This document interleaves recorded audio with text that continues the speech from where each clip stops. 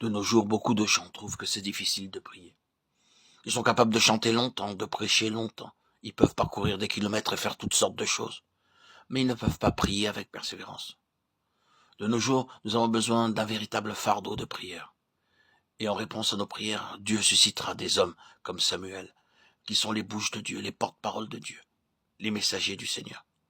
La parole de l'Éternel fut adressée à Ézéchiel, fils de Bouzi, le sacrificateur, dans le pays des Chaldéens, près du fleuve du Kéba.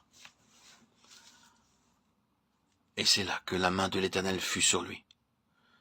Mais quand je te parlerai, j'ouvrirai ta bouche pour que tu leur dises, ainsi parle le Seigneur l'Éternel, que celui qui voudra écouter, écoute, et que celui qui ne voudra pas, n'écoute pas, car c'est une famille de rebelles. Ézéchiel 1, 3, 27. Puis l'Éternel étendit sa main et toucha ma bouche, et l'Éternel me dit, voici, je mets mes paroles dans ta bouche.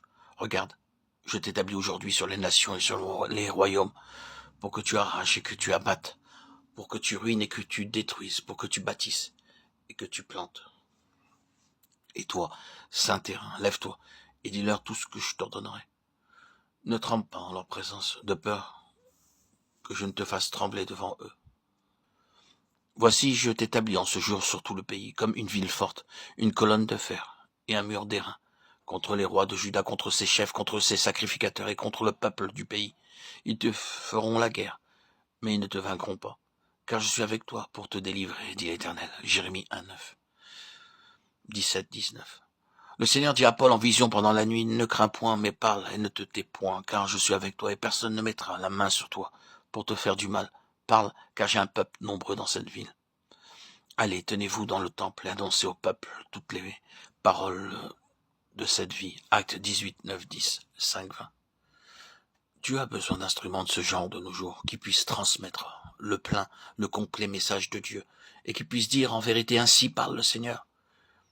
Ils peuvent être de n'importe quel pays, de n'importe quelle nation. Il faut qu'ils prêchent le message intégral de Dieu.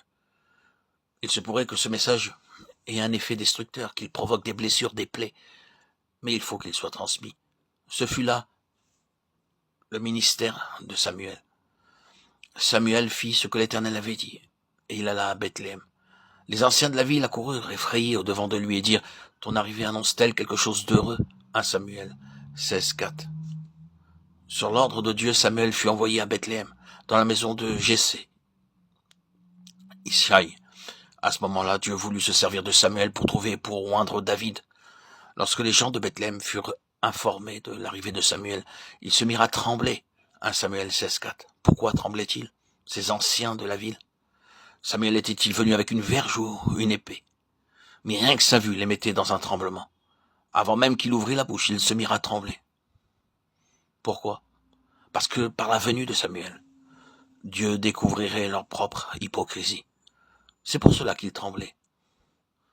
De nos jours, nous avons besoin d'hommes comme Samuel. Les belles histoires et les anecdotes n'auront qu'une efficacité, mais il y a un besoin d'hommes comme Samuel, qui soient les porte-paroles de Dieu. À ce moment-là, Dieu a demandé à Samuel de ne pas regarder à l'apparence des gens, mais à leur cœur.